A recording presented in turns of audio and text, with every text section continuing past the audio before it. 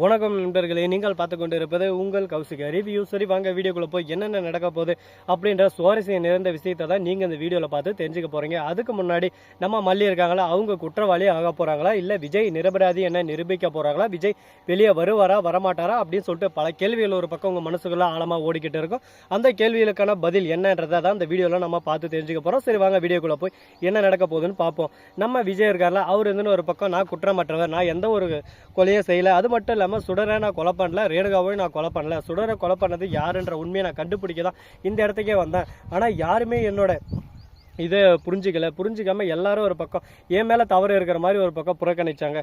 அதனால தான் வேறு வழி இல்லை, மல்லியை அரெஸ்ட் பண்ண பார்த்தாங்க. அந்த சமயத்தில் நான் இதுக்குள்ளே வந்து இன்வால்வ் ஆனேன். மற்றபடி இதுக்கும் எனக்கும் எந்த சம்மந்தம் இல்லை அப்படின்னு சொல்லிட்டு சொல்லியிருக்காங்க. இதை கேட்டது என்ன பேசுறது ஏது பேசுறதுன்னு சொல்லிட்டு தெரியாமல் சரி ஓகே அப்படின்னு சொல்லிட்டு ஒரு பக்கம் மௌனமே சிறந்தது. அந்த மாதிரி மௌனத்தோட ஒரு பக்கம் இணைஞ்சிடுறாங்க. அது மட்டும் இல்லாமல் நம்ம கதிரேசன் இருக்கார்ல, அந்த இடத்துக்கு வந்து டே என் பொண்ணை கொன்னது நீ தான்டா, என் பொண்ணை கொன்னதோட மட்டும் இல்லாமல் இப்போ நாடகம் நடிச்சுன்னு இருக்கியா, உன்னோட நாடகம் உன்னோட ட்ராமா இதெல்லாம் வேற எங்கேனா வச்சுக்கோ, என்கிட்ட நடிக்கிற வேலை வச்சுக்காத, நீ யார் என்ன எவரா லொட்டு லொசுக்க எல்லாமே எனக்கு தெரியும். அது மட்டும் இல்லாமல் நீ அழகான ஒரு பிளானை பண்ணி என் குடும்பத்தவே சரிச்சிட்டில்ல, உன்னை சும்மா விட மாட்டேனா கதிரேசா. அது மட்டும் இல்லாமல் சுடரை கொலை பண்ணது நீ தான், நீ கொலை பண்ணிவிட்டு மறுபக்கம் மல்லியை மாட்டி விடலான்னு சொல்லிட்டு மல்லியை மாட்டி விட்டு ஒரேடியாக உன் பொண்ணை என் தலையில் கட்டலான்னு பார்த்தேன். ஆனால் அதிலேருந்து நான் தப்பிச்சதுனால இப்போ எனக்கே நீ நாமம் போட பார்க்குறியா, உங்களை யாரையும் நான் சும்மா விட மாட்டேன்.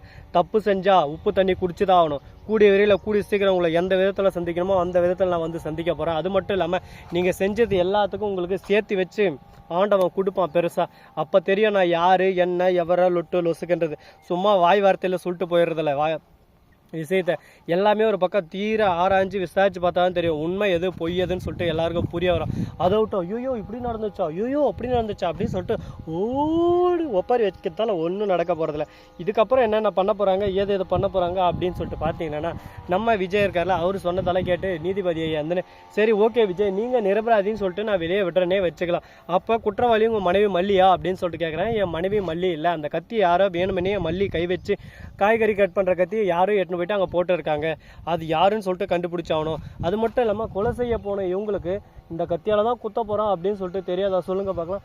அந்த அளவுக்கு ஒரு பக்கம் நாலேஜ் இல்லாமையா பண்ணுவாங்க கொலை பண்ணுறவங்க, ஒரு பதட்டத்தில் போட்டுட்டு வந்திருக்கலாம்ல அப்படின்னு சொல்லிட்டு ஒரு பக்கம் தீபிகா சொல்கிறாங்க. தீபிகா மேடம், உங்களுக்கும் மல்லிக்கும் ஏதோ ஒரு பகை இருக்குது, அது மட்டும் இல்லாமல் நீங்கள் மல்லியை பகை வாங்கணும்னு சொல்லிட்டு ரொம்ப நாளாக தீட்டு இருக்கிற எல்லா விஷயம் ஐநோ, நீங்கள் தேவையில்லாமல் ஒரு பக்கம் இங்கே சீன் கிரியேட் பண்ணி மல்லியை வாழ்க்கையை சீரழிக்க பார்த்துன்னு இருக்கீங்க. இதை எப்போவும் நான் ஒத்துக்க மாட்டேன், ஒரு காலமும் ஒத்துக்க மாட்டேன் அப்படின்னு சொல்லிட்டு சொல்ல உடனே என்ன பேசுறது ஏது பேசுறதுன்னு சொல்லிட்டு தெரியாமல் ஒரு பக்கம் சைலண்டாகவே இருக்காங்க. வாழ்வே மாயும் எந்த பக்கம் போனாலும் என் வாழ்வே சாகும் அப்படின்ற மாதிரி தான் ஒரு பக்கம். என்னடா பண்ணுறது, இதுக்கு வேறு வழியே இல்லையடா, நான் இப்போ என்ன தப்பு சொன்னேன் அதை மட்டும் சொல்லுங்கள் பார்க்கலாம். எந்த ஒரு தப்பு செய்யலடா, அடக்கம் அமரல் உயிக்கும் அடங்காமை ஆறிரல் உயித்துவிடும். அதுபோல தான் ஒரு பக்கம் நம்ம தீபிகா இருந்து ரொம்ப ரொம்ப ஆடின்னு இருக்காங்க. எந்த ஒரு தப்பும் செய்யாமல் அடக்கத்தோடு இருக்காங்க. நம்ம மல்லியை பார்த்து நீ தான் பண்ண உன்னை ஜெயிலில் போட போகிறேன், உன்னை கண்டிப்பாக கழித்து என்ன வைக்க போகிறேன் அப்படின்னு சொல்லிட்டு சவால் விட்டுன்னு இருக்காங்க. சவாலுக்கே சவாலா முடிஞ்சா என்னை டச் பண்ணிப்பாரு, அதுக்கப்புறம் பார்த்துக்கலாம். நீ நினச்சின்னு இருக்க சாதாரணமாக என்னை அழிச்சிடலான்னு சொல்லிட்டு என்னை அழிக்கணும்னா அதுக்கு ஃபஸ்ட்டு ஃபேஸ் டு ஃபேஸ் டேரெக்டாக மோதணும். எந்த ஒரு விஷயத்துலையும் மோதாமல் இன்வால்வ் ஆகாமல் உன்னால் ஒரு யாரையும் பிடுங்க முடியாது, அதை ஃபஸ்ட் நல்லா தெரிஞ்சுக்கோ அப்படின்ற மாதிரி பேசிட்டு இருக்காங்க. இதை கேட்கும்போது ஒரு பக்கம் பரபரப்பாகவும் இருக்குது, ஒரு பக்கம் இதாகவும் இருக்குது. பார்ப்போம் அடுத்தடுத்து என்னென்ன நடக்க போகுதுன்னு சொல்லிட்டு சரி இதெல்லாம் ஒரு பக்கம் போட்டோம் சொல்லிட்டு ஒதுக்கி வச்சாலும் அதே சமயத்தில் மறுபக்கம் என்ன நடக்க போகுது அப்படின்னு சொல்லிட்டு பார்த்தீங்கன்னா, நம்ம மல்லி இருக்காங்களா, அவங்களும் இந்த இடத்துல குற்றவாளி இல்லை. விஜய் வந்து கோர்ட்டில் இருக்கட்டும், எந்த ஒரு பிரச்சனை இல்லை, இவரை வந்து குற்றவாளின்னு சொல்லிட்டு ஜெயிலில் கிட்ட போடுங்க பிரச்சனை இல்லை. ஆனால் விஜய் இந்த கொலையை செய்யலை, அதுக்கான எவிடன்ஸ் என்கிட்ட ஸ்ட்ராங்காக இருக்குது அப்படின்னு சொல்லிட்டு நம்ம தீபிகா சொல்கிறாங்க. என்ன எவிடன்ஸாக இருக்கும், என்னவா இருக்கும்? தீபிகா ஏன் இவ்வளோ அழகாக தீபக் திடீர்னு அந்த இடத்துக்கு வந்துடுறாரு. வந்து தீபிகா நீங்கள் யார் என்ன எவரை லொட்டு லொசுக்குன்றது எனக்கு நல்லாவே தெரியும். நீங்கள் உங்களோட பர்சனல் பகைக்காக இந்த இடத்துல நீங்கள் பண்ண இருக்கிற வேலையும் எனக்கு தெரியும். அது மட்டும் இல்லாமல் சுடரை கொலை பண்ண குற்றவாளி யாருன்னு சொல்லிட்டு எனக்கு தெரியும். அது கதிரேசனோட அடியாள். அந்த அடியாள் வந்து இப்போதைக்கு இங்கே இல்லை. அந்த கதிரேசன் காசு கொடுத்து அவனை ரொம்பவே டிஸ்டன்ஸில் போக வச்சுட்டு இருக்கான். ஆனால் இந்த விஷயம் தெரிஞ்சால் எங்கே கதிரேசனுக்கு பிரச்சனை வருமோ, அதுவும் இல்லாமல் கொலை செஞ்சவரோட கொலை செய்ய காசு கொடுத்து தூண்டின மாத்தியா அவனுக்கு தான் அதிகபட்ச தண்டனை. அதனால் கதிரேசன் எங்கே தான் வாழ்க்கை போய் சிக்கலில் மாட்டியுமோ அப்படின்னு சொல்லிட்டு பயத்தோடையும் பதட்டத்தோடையும் இந்த வேலையை செஞ்சுருக்காரு அப்படின்னு சொல்லிட்டு தெரிய வருது. ஓஹோ நானா இதுதான் விஷயமா, இதுக்கு தான் சொல்கிறது எந்த அளவுக்கு ஒரு பக்கம் நம்ம பொறுமையாக இருக்கணுமோ அந்த அளவுக்கு ஒரு பக்கம் நம்மளை ஏறி விரிச்சிட்டு போயிட்டே இருக்கிறாங்க. யாரையும் சும்மா எடுக்கும் அடித்து தூக்கி தும்சப்பட்டு போயிட்டே இருக்கணும். சும்மா இப்படி போயிடும் அப்படி போயிடும்னு விட்டு வந்தால் லாஸ்ட்டில் நமக்கே ஒரு பக்கம் ஆப் வைக்க பார்க்குறாங்களே ஓஹோன்னு அப்படின்ற மாதிரி தான் ஒரு பக்கம் போயின்னு இருக்குது. சரி பார்ப்போம் இன்னும் என்ன நல்லா பண்ண போகிறாங்க ஏது இதெல்லாம் பண்ண போகிறாங்கன்னு சொல்லிட்டு சரி முடிஞ்சதெல்லாம் ஒரு பக்கம் முடிஞ்சிருச்சு. இதுக்கப்புறம் என்ன பண்ண போகிறோம் ஏது பண்ண போகிறோம் அப்படின்னு சொல்லிட்டு பார்த்தீங்கன்னா அதுக்கு முன்னாடி நம்ம தலைவன் வேற மாதிரி ஒரு பக்கம் பர்ஃபார்மன்ஸ் பண்ணிட்டாப்ல.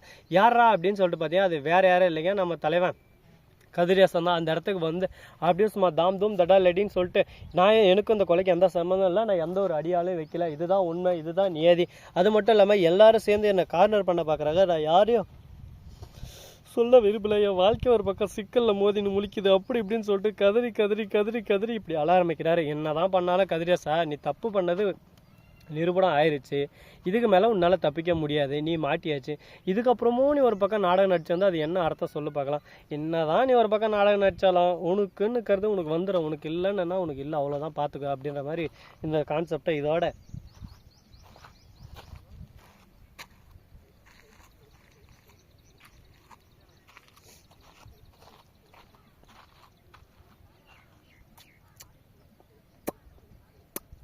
இந்த வீடியோ உங்களுக்கு பிடிச்சிருந்தா லைக் பண்ணுங்கள், கமெண்ட் பண்ணுங்கள், ஷேர் பண்ணுங்கள், டிண்டிங் பெல்லை தட்டி விட்டு போங்க. அப்போ தான் நான் போகிற அடுத்த வீடியோ உங்களுக்கு உடனுக்குடன் நோட்டிஃபிகேஷனில் வந்து கொண்டே இருக்கும். மிக்க நன்றி, தேங்க்ஸ் ஃபார் வாட்சிங், டாடா, see you, நன்றி, வணக்கம், வந்தனம், வருக தருக.